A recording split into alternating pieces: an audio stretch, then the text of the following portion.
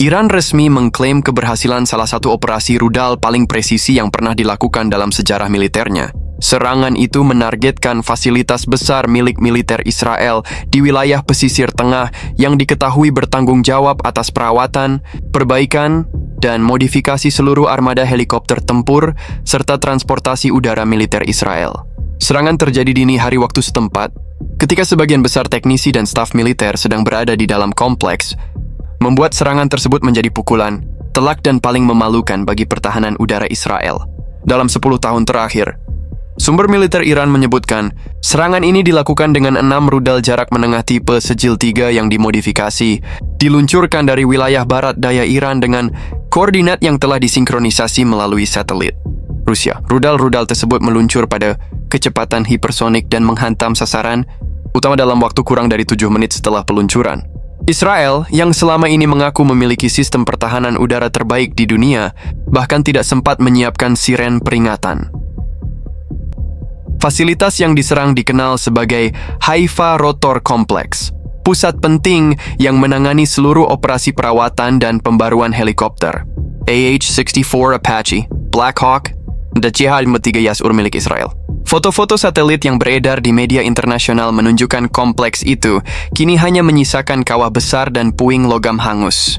Sebuah laporan internal yang bocor menyebutkan, lebih dari 2.000 teknisi dan personel militer berada di area tersebut saat ledakan terjadi. Iran melalui juru bicara militernya menegaskan bahwa operasi ini merupakan balasan langsung terhadap serangan udara Israel di perbatasan Suriah pekan lalu yang menewaskan beberapa penasihat militer Iran. Kami sudah memperingatkan, kami tidak akan mengirim surat protes, kami kirim koordinat rudal, ujar juru bicara itu dengan nada tajam. Media di Tel Aviv sempat mencoba meredam kepanikan dengan menyebut bahwa hanya sebagian kecil dari fasilitas yang rusak. Namun tayangan drone warga menunjukkan pemandangan yang lebih jujur daripada konferensi pers pemerintah. Gambar-gambar memperlihatkan hanggar besar yang terbakar, helikopter-helikopter rusak tergeletak, dan sejumlah kendaraan pemadam yang berusaha memadamkan api tanpa arah.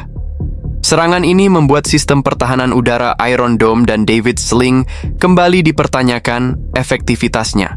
Publik Israel mulai bertanya-tanya apakah dome mereka benar-benar besi atau sebenarnya hanya kaleng bekas yang disemir patriotisme. Banyak analis menilai Iran berhasil menguji sekaligus mempermalukan sistem tersebut secara terbuka. Sejumlah pejabat Israel menolak memberikan komentar resmi, tetapi sumber internal menyebutkan bahwa militer kini dalam kondisi siaga penuh di sepanjang garis pantai. Aktivitas udara di pangkalan militer terdekat juga dilaporkan menurun drastis. Seorang teknisi senior yang berhasil dievakuasi mengatakan kepada media asing bahwa seluruh fasilitas seperti dilapisi api dari langit, semuanya lenyap dalam satu gelombang panas. Sementara itu, masyarakat internasional memberikan reaksi beragam. Amerika Serikat menyerukan penahanan diri kepada kedua pihak, namun analis keamanan global menyebut pernyataan itu hanyalah skrip lama dari negara yang kehilangan monopoli ketakutan. Di sisi lain, beberapa negara Timur Tengah justru memuji ketepatan operasi Iran sebagai bukti bahwa dominasi udara Israel bisa runtuh hanya dalam hitungan menit. Kekacauan mulai menyelimuti jantung industri militer Israel pasca hancurnya fasilitas perawatan helikopter terbesar mereka. Ribuan teknisi kehilangan tempat kerja, ratusan pilot kehilangan kendaraan tempur, dan Kementerian Pertahanan kehilangan muka. Sumber dalam pemerintahan Israel menyebut kerugian awal diperkirakan mencapai miliaran dolar. Namun yang paling parah bukanlah uang, melainkan kehancuran moral militer. Situs Haifa Rotor Complex bukan sekadar bengkel perawatan. Tempat itu selama ini berfungsi sebagai pusat riset dan pengembangan bagi teknologi baling-baling helikopter Israel, termasuk proyek eksperimental yang melibatkan insinyur AS dan Eropa. Kini, semua data, server, dan dokumen riset terbakar habis bersama gedungnya. Para pejabat mencoba menyangkal besarnya kerusakan, tapi foto satelit berbicara lebih keras daripada pernyataan diplomatik. Sumber dari Dinas Keamanan Israel menyebut bahwa sistem perlindungan fasilitas itu menggunakan teknologi pertahanan siber terbaru buatan Amerika Serikat. Ironisnya, rudal Iran tampaknya tak tertarik dengan firewall atau enkripsi, mereka langsung menembak servernya ke neraka. Tak lama setelah serangan, Tel Aviv menjadi kota dengan suasana paling tegang di Timur Tengah. Laporan menunjukkan lonjakan lalu lintas helikopter medis dan jet militer di atas kota. Namun, sebagian besar helikopter yang tersisa adalah armada tua yang sebelumnya dalam daftar antrian perawatan di kompleks yang hancur. Kami sedang menggunakan helikopter yang seharusnya pensiun 2 tahun lalu, tapi sekarang semua yang muda sudah jadi abu, kata seorang pilot kepada media lokal dengan wajah letih. Kementerian Pertahanan Israel pun mengadakan rapat darurat tertutup di bawah bunker Yerusalem. Perdana Menteri dilaporkan marah besar, bukan hanya karena serangan itu menembus pertahanan udara, tapi karena serangan tersebut terlalu tepat sasaran. Ia menuduh ada kebocoran intelijen dari dalam. Namun beberapa analis berpendapat bahwa Iran tidak butuh mata-mata jika targetnya sebesar lapangan sepak bola dan bersinar di radar seperti senter di tengah malam. Sementara itu, pasukan pemadam kebakaran masih berusaha mencari korban di antara reruntuhan. Laporan awal menyebut lebih dari 1.200 orang tewas dan ratusan lainnya hilang, termasuk teknisi senior dan kepala proyek modifikasi helikopter serang. Banyak di antara mereka adalah veteran dengan pengalaman puluhan tahun. Kita tidak hanya kehilangan bangunan, tapi juga otak-otak terbaik di bidang penerbangan militer, ujar salah satu jenderal IDF dalam siaran tertutup yang bocor ke media. Dunia dikejutkan oleh serangan Iran yang meluluh lantakan fasilitas perawatan helikopter utama Israel. Dalam waktu kurang dari 7 menit, sebuah situs militer yang disebut tak tertembus berubah menjadi kawah sejarah. Negara-negara barat langsung mengadakan rapat darurat, tetapi seperti biasa, hasilnya hanyalah pernyataan prihatin yang dikirim lewat email diplomatik. Dewan Keamanan PBB menggelar sidang luar biasa. Amerika Serikat menuduh Iran meningkatkan ketegangan regional, namun gagal menjelaskan mengapa sistem pertahanan Israel yang mereka banggakan bisa tertidur saat shift malam. Perwakilan Rusia dengan nada dingin berkata, "Mungkin radar mereka sibuk menonton Netflix." Kalimat itu sontak menjadi kutipan viral di media sosial. Uni Eropa menyerukan deeskalasi.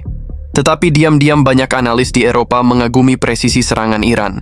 Untuk pertama kalinya dalam dekade ini, rudal benar-benar mengenai target militer, bukan apartemen sipil, tulis seorang jurnalis asal Prancis dengan nada setengah mengejek, menyindir pola serangan Israel selama ini di Gaza. Sementara itu, di Washington, pejabat Pentagon dilaporkan mengadakan rapat darurat untuk menganalisis jalur penerbangan rudal-rudal Iran. Mereka heran karena semua peluncuran dilakukan dari jarak yang seharusnya sudah bisa terdeteksi oleh sistem satelit AESA. Namun kenyataannya, rudal Iran tampaknya punya kemampuan mode siluman yang tidak ada di PowerPoint intelijen Amerika. Israel sendiri terjebak dalam dilema diplomatik. Di satu sisi, mereka ingin membalas dengan cepat untuk memulihkan citra, namun di sisi lain, mereka sadar setiap percobaan balasan hanya akan membuka peluang Iran menunjukkan keunggulan teknologi berikutnya. Seorang analis militer di BBC dengan sinis berkomentar, "Jika Israel membalas dan gagal, itu bukan perang, itu jadi konten YouTube. Dunia Arab tampak terbagi dua. Negara-negara Teluk yang biasanya menahan diri kini mulai menunjukkan simpati terbuka kepada Teheran." Banyak pejabat di wilayah itu menyebut serangan ini sebagai peringatan bagi siapapun yang merasa kebal hukum alam. Di media sosial, tagar Jagger 7 Minutes to Dust menjadi trending global, menggambarkan seberapa cepat fasilitas megah Israel berubah menjadi abu Iran sendiri tetap tenang. Pemerintahnya menegaskan bahwa serangan tersebut bersifat defensif dan dibenarkan menurut hukum internasional karena merupakan balasan terhadap agresi sebelumnya. Namun juru bicara militernya menambahkan dengan nada yang membuat ruang konferensi senyap. "Kami tidak sedang mencari eskalasi, tapi jika mereka ingin mencoba lagi, kami masih punya rudal yang belum sempat keluar dari gudang." Hancurnya fasilitas perawatan helikopter Israel kini menimbulkan gelombang kekacauan yang tak bisa lagi disembunyikan di balik konferensi pers. Di dalam negeri, krisis kepercayaan terhadap pemerintah dan militer mencapai titik tertinggi sejak Perang Yom Kippur. Para pejabat tinggi saling menyalahkan, sementara media lokal yang biasanya patuh, kini mulai memberanikan diri menulis kenyataan pahit. Israel gagal total menjaga langitnya sendiri. Kementerian Pertahanan mengakui bahwa ada kegagalan koordinasi sistemik dalam mendeteksi rudal Iran. Tapi rakyat menafsirkan pengakuan itu sebagai kalimat diplomatik untuk "kami tidak tahu apa-apa dan tidak siap apa-apa." Dalam beberapa jam setelah pernyataan itu dirilis, ribuan warga turun ke jalan di Tel Aviv, Yerusalem, dan Haifa menuntut pertanggungjawaban atas apa yang mereka sebut malam paling memalukan dalam sejarah pertahanan nasional. Militer Israel, IDF, dilaporkan dalam keadaan genting. Banyak pilot helikopter kini terpaksa dialihkan ke unit lain karena tidak ada lagi armada yang layak terbang. Sebagian dari mereka bahkan dikabarkan akan dilatih ulang menjadi operator drone, keputusan yang disindir keras oleh media lokal. Dari langit ke joystick, itulah degradasi karier tercepat dalam sejarah militer modern, tulis sebuah surat kabar Israel dengan nada getir. Sementara itu, suasana di markas besar IDF digambarkan suram. Sejumlah perwira senior mengundurkan diri secara diam-diam. Beberapa di antaranya menyebut keputusan politik yang gegabah sebagai penyebab utama kerentanan sistem pertahanan.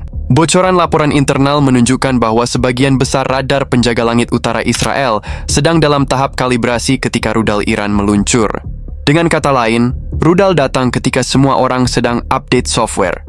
Pemerintah mencoba mengalihkan perhatian publik dengan menyebut bahwa balasan terhadap Iran sedang dipersiapkan, namun tak ada rincian yang jelas. Para analis menyebut itu hanyalah usaha membeli waktu agar rakyat tidak sadar bahwa mereka bahkan tidak tahu harus menembak kemana.